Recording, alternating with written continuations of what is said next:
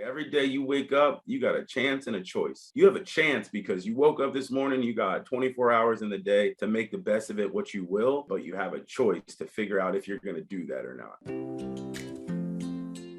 Hello, welcome to Heart Inspired, a show dedicated to highlighting individuals in their pursuit of authentic leadership, peeling back the layers to uncover the roadblocks they face, explore some of the actions they take, and what keeps them on track to continue their journey to be the best version of themselves. It is my hope that you will be inspired by their stories and gain some insights to help you in your own journey. I'm your host, Michelle Delgado. In this series, we are going to uncover some important areas that impact our lives, both professionally and personally. At some time or another, we may be impacted by imposter syndrome. So how do we recover? Who can help us? How do we support others who may be impacted? Let's explore. Keith Collins is a sales and finance professional with over 15 years of professional experience in several businesses, industries, including real estate, finance, medical sales. He has also forayed into the entertainment world as a comedian, which I can't wait to hear more about, actor, and now podcast guest. So, hi, Keith. Thank you so much for joining me today on my very first podcast that I'm doing under my company, Heart Metrics. So I'm hoping that our conversation today will inspire you and inspire me and inspire others who may be listening. So we're going to talk about imposter syndrome, lifeline, and mentorship and how all that ties into you. So, Keith, can you elaborate a little bit more on that introduction for us today? Definitely. Well, thank you, Michelle, for having me. This is a definite treat. We recently met through business connections, and so amazing to have a conversation with you and what you've set up with your business and Heart Metrics, and was so excited to hear more, and then excited to just be on your podcast and kind of share my experiences. So going into what you said, I mean, it's really about the who, right? And kind of who we are. Yeah. And over my career, starting back in really when I was 18, I started at the Naval Academy in Annapolis, Maryland, was nominated there by our current president, Joe Biden. Hopefully your listeners like him. But back then it was 21 years ago now. And I thought that my experience was going to be going to school, going to the military, and maybe finishing out like my father did, or parlaying that into a role in the corporate world. And when that didn't work out, I left after 2 years. I had to pivot, right? And change. Mm-hmm. What did I want to do? Who did I want to become? And kind of what did I want to work in? My major was international relations at the University of Delaware. So I thought to work in politics. That wasn't going to work out for me. I think right now my background would not fit as a politician. Too much stuff they could look up. But I ended up working in banking. And I thought that was the right avenue, corporate America, wear the shirt and tie as I am right now. And then, see where that took me. To be honest with you, it's taken me all over the place, whether it's 4 or 5 different major banks, being a real estate agent, and then ultimately really burning out and kind of foraying into the entertainment world to see, kind of try my measures there. It's been an interesting ride, I'll say that. The comedy part, which we can get to later, but, that really opened up my horizons of, again, who I was and what I was about. And it built my confidence to a level to be able to do this, right? I've been on other podcasts before. I've been on different panels before, and you don't really get that experience when you're, I guess I could call it a cog in the machine, sitting at a cubicle, typing away at a desk, right? Yeah. I'm 38 now, I'll be 39 this year, and still young, but, almost 40, pushing it. But when I was 31 was when I decided to try stand-up comedy. And at the time I was working at Barclays Bank. I was working in wealth management as a margin analyst, working on different types of customized credit portfolio loans.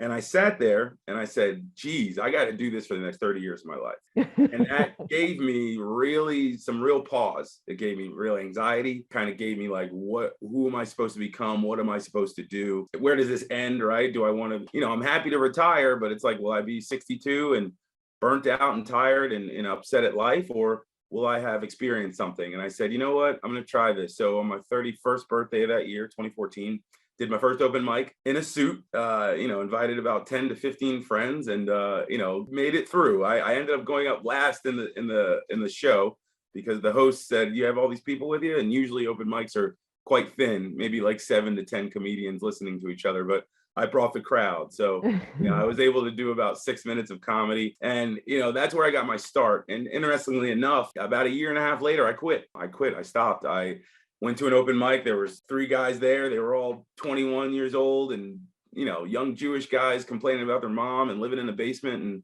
their girlfriend hated them. And I'm I'm like, what am I doing? I'm like, I was like, what am I doing here? I'm in a suit. I work a real job. I have a salary. I have real issues. My mom was right. She's a PhD. So she's like, get your life together, do the right things. And so I stopped. And to be honest with you, I regretted doing that because the idea of, I'll tell anybody, and I've been telling people as I meet them in the last 3 or 4 years now, the ability to grab a mic, get on stage, get in front of people, a group, I don't care if it's 3, I don't care if it's 300. The ability to do that, get on stage and speak, and then speak to the point where you're making them laugh is a true gift to have if you have it naturally, but it's also a true gift to learn if you have the guts to do so.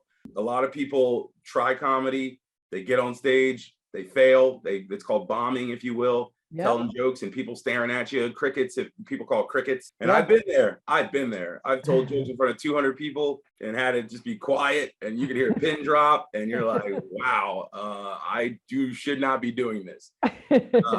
But eventually, just like in business and just like in comedy, you either find mentorship, which we'll get to right in your podcast, and you start to ask advice. The best advice I give to anybody is ask questions. Find the people who've been doing it, tap them on the shoulder, ask them what you can do, how you can do it, what you can do differently. And that helped. What was it? December of 2017. I did a set at Broadway Comedy Club, and it was in front of 250 people. And the guy who went in front of me was I don't know if I can use this term, legit crackhead. When I say crackhead, like Ronnie Wilkerson, Cosby sweater, missing teeth, his hand shook when he used the mic. And he went up there and he did 15 minutes of some of the best comedy I've ever seen in my entire life. It's like, look, never judge a book by its cover. That's correct. The way that he sounded in the back room, in the green room, he never would have guessed.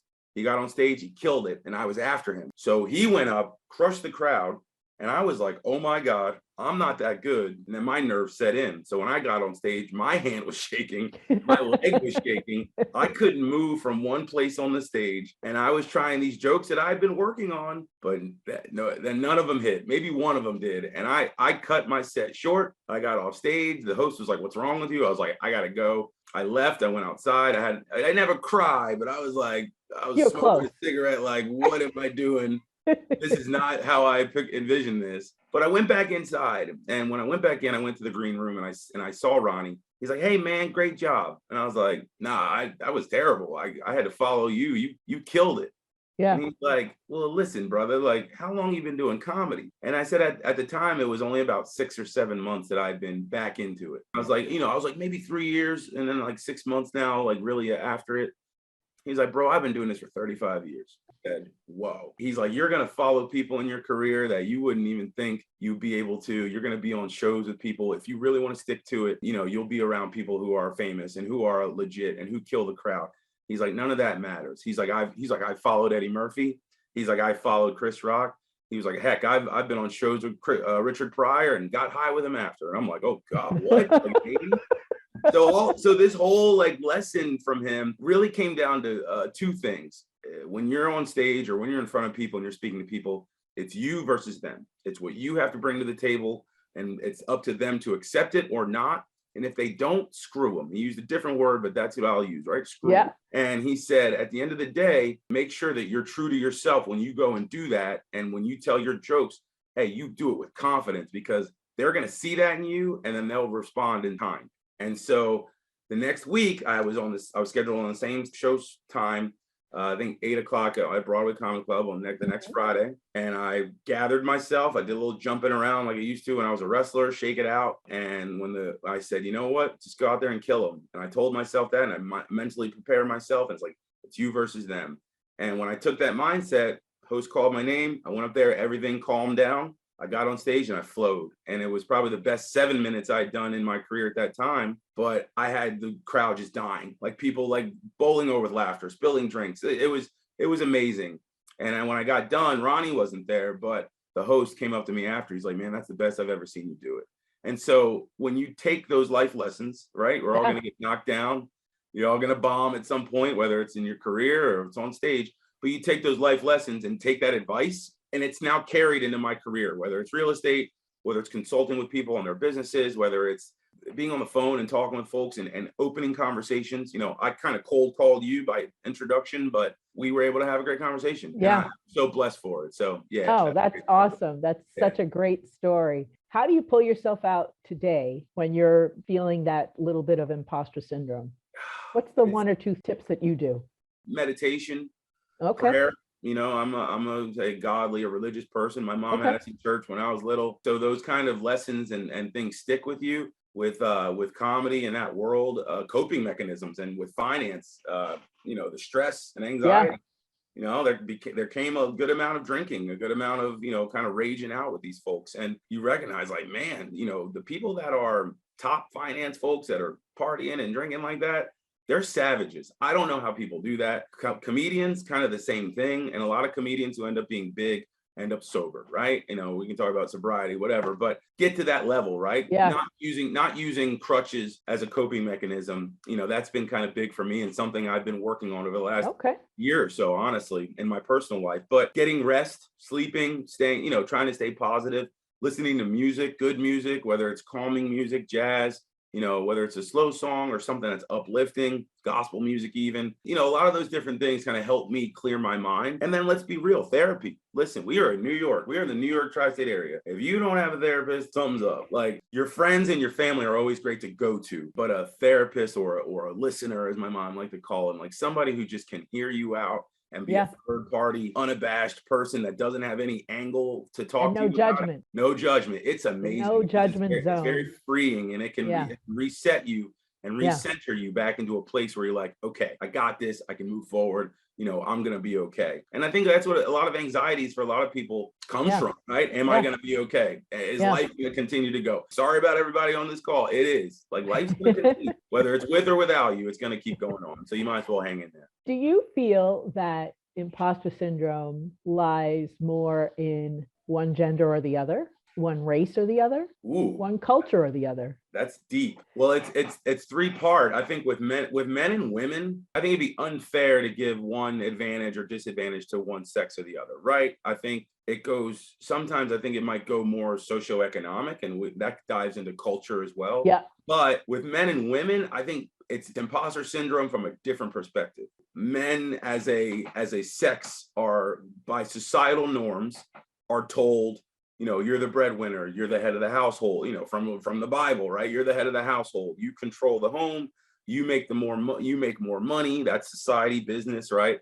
Which is still kind of true to this day, unfortunately, right? Equality in pay, becoming leaders, right? Like, it's like, men are expected to become leaders or looked or frowned upon if they're a follower, etc. So like that imposter syndrome, I think, sets in probably around middle school, right? When you hit puberty, and, are you good at sports? Can you control a room? Can you make friends easily? And when guys don't necessarily have that, they find it difficult to kind of foray into high school, college, and even into the business world. A lot of that stuff came easily to me, but it was also a facade. It was. So do you think it's more pressure for a man to have imposter syndrome as a woman? I think that society expects it of men more. I think that, and again, that's society. And when I say society, we're both people of color. For us, for Black Americans, for Hispanic, Latinx, even for the Asian community, for people of color, Indian even, we're resilient because we have to be. Like, it was embedded into us to be like, you're going to have to fight for every inch. That's right. Every roll and every dollar you get. And somebody's going to tell you no, and they're going to slam that door in your face. So it's almost expected. Right. That goes into kind of the culture and race part of it, right? Yeah. The difference is, for women, you could answer that better than me. I think that from an outside looker, outside perspective looking in, that maybe women on the beauty side, right? The beautification of women, how they're supposed to look, how you're supposed to carry yourself, how you're supposed to X, Y, and Z versus what you do in business. There's definitely statistics that show that women, when it comes to jobs and they're looking for job performance, jobs that they are qualified for, they won't necessarily apply if they don't see that they check off more boxes. Whereas a man, 3 or 4, I could do this job. Why not? Right. I've done that too. And you take a chance. What do you think? Let me ask you, take that back to you. Like, what do you think that might sit for women? Why do you think that is, that they, might not feel the confidence or the, kind of the let's just go for it attitude? Do you think that's societal as well? I think it's societal. I also think it's cultural. I think it's that we were raised that way, Yeah. You do this. If you think of the careers that women had early on, my mother was a school teacher. Teachers were mostly women, Nurses, right? nurses, etc. Although what we don't know is that women were also pilots in the service. They were mechanics, they were engineers, Yeah. but that's not publicized as much. And we're hearing Correct. more and more about that. Yeah. But I think it is, you're raised kind of like, okay, you were staying home raising children, men were out there making Getting it money. done, working in the workforce. Yeah, and so luckily things are starting to change. You're starting Great. to see more women in leadership roles, which is really great. So yeah, I think it's definitely cultural, how we were raised, society, all of those Definitely. things that Yeah. cause us to not go for what we want because we feel that we are not confident enough to do that. And then I think with our, well, I say our generation, I'm more of an older millennial. You might be a little bit older than me. I'm not saying anything, but you've Yeah, seen, watch it, Keith. I know, right? You've seen more, you've seen more than I have in the growth of Yeah. that change, right? And your mother's generation, my grandmother's generation, those women really kind of had it tough, and the women's lib movement and things of that nature helped them out in the 60s and 70s, I'd say. Yeah. Just kind of at the same time civil rights was happening. I think since probably the 90s, mid 90s, you've seen such a great growth in women in leadership, women in C-level positions. I remember there was a Black woman who, I forget her name, but she was the CEO of Xerox, right? Like Yeah. that. I remember seeing that and hearing her story and just being in awe of that. And we have a Black woman vice president, and women who have been able to really build that up and Yeah. show that to young women, and especially women of color. Hey, you can do it, right? There's no Yeah. reason to say why. The problem, I think, is for us, for people of color, and for especially women of color, there's always somebody telling you that you can't. There's definitely the outside doubt and your own self-doubt. And Right. So we just have to keep pushing through. So that brings me to my next question, which is about lifelines. I want to ask you, have you ever been in a situation where somebody has given you a lifeline that really made a difference in your life and pulling you through and bringing you along? Lifeline wise, I mean, I have one of the typical stories about knowing a guy and knowing his uncle. Like I was very, like I had a lot of white friends growing up and through college. And really when I got to Morgan Stanley, I'm trying to go back. So it was like 2008, 2009, and I'd moved to New York. The credit crisis was happening. I'd gotten laid off, I think, from Bank of America. I think Sally Mae was there. And I was like, what am I going to do? And I didn't know what I was going to do. And I was figuring out, and I was hustling in New York. And I was running around over the summer, I think of 2009. My friend calls me. He's like, hey man, what are you doing? He's friend of a friend from Long Island. He's like, what are you doing like next weekend? I was like, nothing. He's like, you want to come out to the Hamptons? And I was like, Hamptons? Oh, okay. I was like, I feel like I've heard of them. Isn't that like where all the rich people go for for the beach? And I'm from Delaware, so my beach is very not the Hamptons. It's families and fun and fun land and cotton candy and all that laffy taffy. And this guy's like, yeah, here's the address. It's some Dune Road. And I'm like, Dune Road. So I look up Dune Road in Google, and it just starts bringing up all these houses. And I'm like, what? I was like, who are these people? I go out there, I drive out there in my little Honda Accord, and I roll out to this Dune Road house that was like 7 bedrooms, like 4.5 baths, private pool, private beach access. And I'm like, who bought this? Like, whose house is this? He's like, it's my uncle's. And his uncle had worked in private equity. Oh, so you weren't kidding, a friend of an uncle.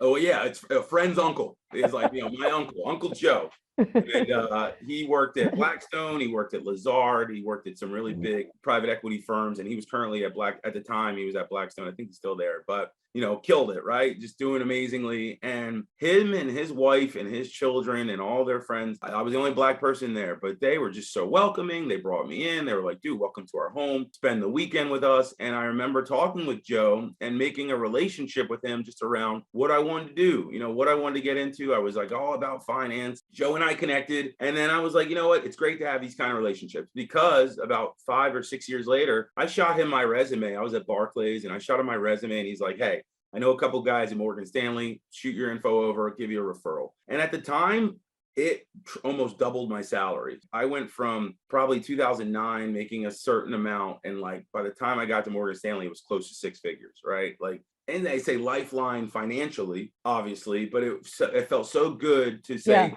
to call that favor in, and have him help me out, and like go and meet him in his office. And I was in awe of the guy.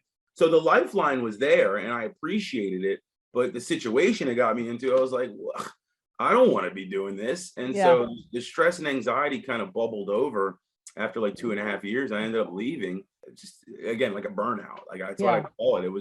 It was a lot. However, the lifeline itself, huge. Have you given somebody a lifeline where they've, even if it's maybe your girlfriend, I don't know if you have siblings, Yeah. where you kind of pull them out of something that they've experienced? I had an ex girl. This is kind of more funny, if you will. It's a lifeline, but kind of. It was more advice. But I was like, I was hard. I was hard on her, kind of like I would say maybe a mentor might be, but kind of like my mom was to me, like that tough love. I learned it. Yeah. I learned it young, right? Like you're gonna have to figure this out. But she was an actress. We worked at a restaurant together in Times Square, and she wanted to do acting and wanted to do all these things. And I'm like, you got to figure it out. I'm like, you got to write this stuff down. Like make a list. What are your goals?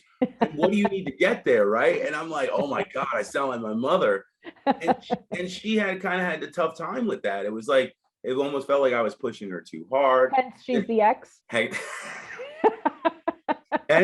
she's an ex. We did not make it through, that 2019 basically, which was a tough year. But a lifeline there, or a situation where I can recall really helping somebody out was the situation where we had our comp day. Listeners don't know, comp day is where you get your bonus or raise, and they give you a letter, and it's for your review for the year. And I got nothing and nothing, and I was like, well, screw you. And I gave my boss a piece of my mind, and I walked out of there hot-headed and kind of became angry black man, which was detrimental for me. But in the end, at the end of the day, I was being real to my feelings and how I felt. My coworker sitting next to me, a white woman, she was amazing at her job. She was, just looking for recognition. She was looking for it not only to be told it and say, hey, we're doing a good job, but to be shown that via a promotion and an increase of her base. And I think she got a very small amount and no promotion. And she came out of that office crying. And I was like, good God, like, okay, what happened in there? Because I was already steaming. So now I'm upset that, that he's in there making her feel like crap. So kind of protecting, if you will, if I'm not a leader, but I was like an AVP and I'm like, I'm older. I'm like, no, screw him, da da da. And I was like, listen, and I just leaned over. I was like, hey, what's going on? And she's like, you wish that you would get more recognition. Like you would think that you'd work this hard and not just have nothing to show for it. And she's like, and I'm tired. And she was crying. And I was like, look at me. I was like, get up, take a walk, get out of here. Get out of here for as long as you need. We will handle the desk. I'll take your calls, whatever. Like, just put your phone on aux and go. And I was like, and cool off. I was like, do not let them see you down. Do not let them steal your joy. And she kind of wiped her tears and said, okay, thanks. And she got out of there. And she came back maybe like 30 minutes later and sat down and went, thank you. And I knew right then, it's like, I'm going to have a friend for life. Like, she's still a friend. I mean, we're not always in contact with each other, but we follow each other on social media. In that moment, I felt, wow, I really do have this gift to be able to, whether it's cool somebody or soothe their fears and kind of like, hey, hey, take a moment. In myself, I recognize the maturity there, even though I can be quite immature sometimes. In that moment, I was like, okay, there's a level of what I can do to help people. Yeah. And then eventually that'll be a goal of mine, right? Like as a consultant, like I've started my own business, KRMC Consulting LLC, if anybody wants to look me up. At the end of the day, a friend recently told me, he's like, if you had $100 million, what would you do? And I said, you know what, I'd invest in real estate and I'd help people. Helping people can be such a broad range, kind of like what you're doing, career coaching and helping people in their lives and their livelihood. Neither of us are psychologists or psychiatrists, so that's different, right? It's not that kind of help. But if you can get somebody in a mind frame to have a call, to have a podcast, to have just something that brightens their day and kind of shows them the way a little bit or helps them with their business, I think that's huge. That's so big for us as people and human beings to share that with each other. So celebrate the wins that we can make for others and for ourselves, for sure. Yeah. How about yourself? Let me ask you and throw that question back. Your lifelines, anybody in particular that you can think of, any situation kind of like that I had that, that really helped you in your career or I've had several lifelines. I can go back to as far as high school days of having family friends who were lifelines, who pulled me through. I was raised by a single mom, tough love. So, you sink, swim. I just had a quote that I remembered my mother saying to me all the time, you could cry all you want. Have a good cry. It's good for you. But you have choices. You can either change the situation or accept the situation the way it is. So what's your choice? And that stayed with me. So having lifelines is really important. And now for me, I feel that I've done quite a bit, impacted by the pandemic in the travel and hospitality industry, Sure. where things just went completely and, tanked. I didn't have a job, and so did many others. But I found myself just automatically almost wearing the hat that I had in my job, saying, how can I help you? Who can I connect with you? Who can I introduce you to? And so I continue to do that today with people who are looking, searching, maybe a little lost. It's like, how can I help you? Because it goes a long way. It really does. I would say each one teach one, reaching out, helping hand. It's like, karma, right? Like what goes around comes around. It's so real. The universe will reward you if you're just open. I saw a meme recently. It was a brother, a black man talking to a group of guys, and he said, listen, man, he's like, every day you wake up, you got a chance and a choice. You have a chance because you woke up this morning, you got 24 hours in the day to make the best of it, what you will. He's like, but you have a choice to figure out if you're going to do that or not. You get that chance and you got to thank God for that, or thank whoever you thank, but you sit up and go, I got a choice today. What am I going to do with it? Yeah. And man, if you take that, the right choice and go the right way with it, your whole day, you can change someone else's day. You can make someone else's day. And it's like, really is huge. So what do you see in the future as far as picking another mentor? And do you think you would make it more formal? I pray that I'm able to find one, here through, I think I might have a bit of a de facto one as well. Just in the short time we've met, you've helped me and we've talked. Yeah. I'm working with a gentleman who runs his own consulting business and, helping him out with some work. And it's interesting to see that entrepreneurial spirit. He's got about 10 years on me and we've known each other for about 12 years. And, he's been giving me some really good nuggets of advice of what to do and how to handle it. And kind of telling me like, you'll get there too. I think in the business world, when you get to like in my last role, I was in sales, I was in medical sales, and I worked with one of my very, very close friends. He wasn't a mentor, but we would talk offline about job stuff and how to handle situations. But that's different. And, they spoke to that company that I was with, spoke to mentorship and mentees. And I never saw that program, right? Like I wasn't reached out to about it. And maybe I didn't inquire. I was busy a lot. But, had I inquired, maybe I would have met with someone. At the end of the day, like wherever I end up, if I get back into the 9-to-5 world, which I'm looking, but, it's like, hey, tag somebody and maybe do what you did. Grab somebody who's not in my industry or not at my company, and kind of work with them and have your weekly calls or check-ins so that you can hear and listen kind of what they've done over their career and how they can help you. And then the other way is doing it the other way. Maybe become a mentor. We started the call off with imposter syndrome, and you got to kind of just stick those feelings down a little bit and go, can I mentor somebody? Do I have the ability to? And ask yourself that question. I think the answer is yes, right? Yeah, absolutely. Maybe that opportunity presents itself too, because as a mentor, as but as from a mentee position, but from a mentor's position, you end up learning a lot about yourself by mentoring somebody else. So, absolutely. It's There's like no it goes question. both ways. In the next 3 to 5 years, hopefully that has done that for me. In the next 6 months, right, I'm able to connect with folks and be able to share my story and also learn from somebody else's. I have several business mentors today. I find that you can have that casual conversation of how's it going and everything else. If there's something that you're trying to work through or you need that sounding board, it's really important to have it as a structure. So for me, I need time on your calendar to talk about X, Y, and Z. And so I treat it more like it's a real purposeful meeting as opposed to, hey, how's it going? Shooting the crap, yeah. And it really does help. Did you ever experience this with getting a cup of coffee at all? I don't know if you've heard that term, Yes, I've had that. And I met with somebody recently networking with just coffee, but it was, an intentional meeting of networking. Mentorship comes out of that naturally. Sure. But I say that because in the finance world, it was always, reach out to somebody, ask them to get a cup of coffee. Like a lot of times it would, it was kind of like an interview. It was almost like an interview, or maybe more informal, you're sitting in a Starbucks talking about this guy's wife and kids, and you're like, I know, dude, I want to know about commercial banking. Get to the meat of it, right? Let's get to the gist of it. It's true about human beings, and you know this already as well. Somebody reaches out to us with an inquiry or a true ask of who you are and what you do and what you're about. We are usually very happy to share that. We are, people love talking about themselves. People love talking about themselves. That's really true. See message like COOs and like, guys who are like managing directors and like, yeah, man, give me 15 minutes, let me, talk to Mark, talk to Mary, she'll schedule you and like come by, and they'd be super stoked, have a guy in your office. But at the end of the day, you're like, great, man, thanks for the chat.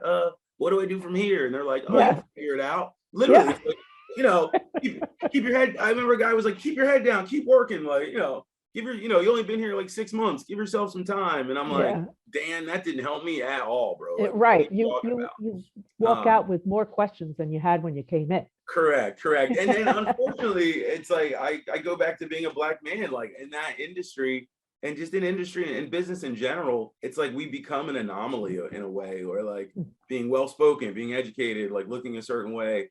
People, not that they stay away from you, but it's like there's not that many of us in those senior level positions to then help the ones who are below. For white males, it's kind of like, dude, these guys, I think I told you before, I've seen a guy go from analyst to like AVP to VP within like 5 years. And I was there for 3 years and I was an AVP the whole time. Or my coworker was an African-American woman, was an AVP for 9 years. And she's still an AVP. So it's like, how does that work? Like, or it's like, why is that fair? And it's not. It's just not. It just isn't. But that's kind of how it works in terms of people looking down and picking up who they look like and what they see in themselves is what they end up mentoring. Yeah, because sometimes you have to look within to see what it is you're doing. What's your story that you're not advancing, or you're not getting in front of the right person? And I'm hearing your voice and seeing you for who you are. And can you change? Because diversity, inclusion, and equity, that now seems to be, I mean, DE&I in business is not like a CRT in education, like not to bring like politics into it, but, CRT is law school stuff. DE&I is a real metric and thing and value of morals about recruiting people who don't look like the status quo of the last 100 years into these businesses. It's really been imparted with a lot of companies. I'll admit my last company did that. Companies I'm with now, inclusion, equity. We really want to make sure that we focus on that as a culture, as a society, but it's got its growing pains. And you really see where quotas around recruiting, or, why do we have to call 3 females and 3 males and, and 2 people of color, and recruiters asking those questions. And you're like, why do they even have to impart that rule on you to do that? You should be open to, because people are qualified, but they only go for certain sounding names. You have an ethnic sounding name. Mine is not. I mean, it's Irish. On paper, I'm a white guy. I call that out all the time. That's my opening joke in comedy. My name's Keith Collars. I'm white on paper. It's funny, and it comes off as hilarious until you've lived it. And then you go into an interview and people are looking at you sideways like, you're Keith? I didn't know, I wasn't expecting you. Your voice on the phone didn't sound or look like what I would be expecting. And that changed the whole dynamic. So it's like, we're trying to get to the point where that shouldn't matter anymore. Unfortunately, we've made progress, but we have still work to do there. So I want to ask you, have you had an experience where somebody has been an ally for you in a meeting or in a situation? Yeah.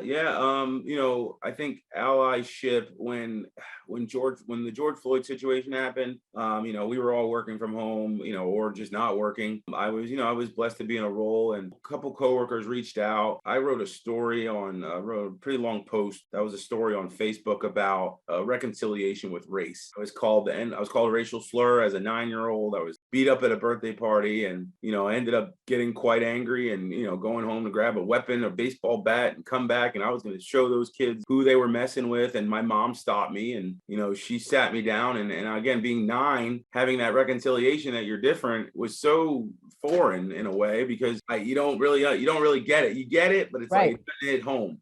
When I did that, a lot of friends or people who were Facebook friends reached out. A lot of it was white women. And I, when I bring them up, I date one specifically, I live with a woman who is white, but, she's a true ally. She understands, she's traveled the world, and she understands the dynamics. And I think that's what puts her as a teacher in a charter school with kids of color. And she recognizes that she plays a role in that, and that there is privilege in her skin color, but what she does with it is important. So, that's an example. But I think going through business, I think I've talked to some people, my old company, who reach out and just check on you and see if you're doing okay, understanding what's going on in the world, and that, that things aren't that fair, right? But the people are starting to open their eyes. And I think that's good. I wrote some posts that were not unsavory, if you will, but they've been charged, right? They've been like, y'all need to open your eyes. You need to see what's going on in this world and not realize that you have blinders on, and that your privilege and what you're doing and how you're moving through life is a whole lot easier than other people walking around here. But we're dealing with some stuff that we got to work through, and we could use your help. So I think now you're starting to see a lot more allyship. You're starting to see a lot more people step up. What pivot have you made from what we discussed today? Thinking more into ourselves, understanding knowledge of self. And that has actually pivoted for me in the last 6 months or so. Very fresh, but also it pivoted very much so during the pandemic, much like yourself as well. Having to stop comedy, stop, the working in the restaurants and working as a real estate agent full time at the time, kind of shut everything down. And it kind of got my mindset to where, okay, where can I pivot to strategically, and ended up at my last role. But it also gave me a foray into sales, which I hadn't had before in my career. So now that opened up so many windows for me here in the future. Also knowing that I'm a relationship manager, I'm an account manager, I'm a relationship guy. I collect people, as a friend like to say, and I'm able to connect people and have that empathy and compassion that you talked about. So hugely important. Yeah. Thank you so much for this candid conversation. It was a pleasure awesome. having you on here. Yeah. And where can people reach you? You have a LinkedIn page. Definitely opened my, consulting business, KRMC Consulting LLC. I haven't put it on LinkedIn yet, but I'm on LinkedIn, just Keith Collins, MBA. You can see kind of my posts and stuff there. On the comedy side, if you want to follow me, I'm on Instagram. It's Keith Collins 83. Should pop up. I'm currently private, but open to getting in some speaking engagements here in the near future. Going to be traveling to the University of Denver, traveling to LA to do some comedy as well. So, people can reach out and kind of follow me or add me at will. And happy to have those conversations. Awesome. All the best to you. And we hope to have you back soon. Michelle, we will be back hopefully soon. If I ever set up a podcast, you'll be one of my first guests. Awesome. This was an awesome experience. I really do appreciate it, man. Tune in for part 4. If you enjoy our show, please rate us on Apple Podcasts or wherever you listen to your podcast. Thank you for listening to Heart Inspired. Until next time, I'm your host, Michelle Delgado.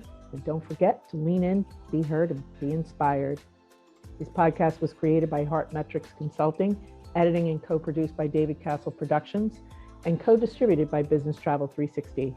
For more information about Heart Metrics Consulting, visit us at heartmetrics.com.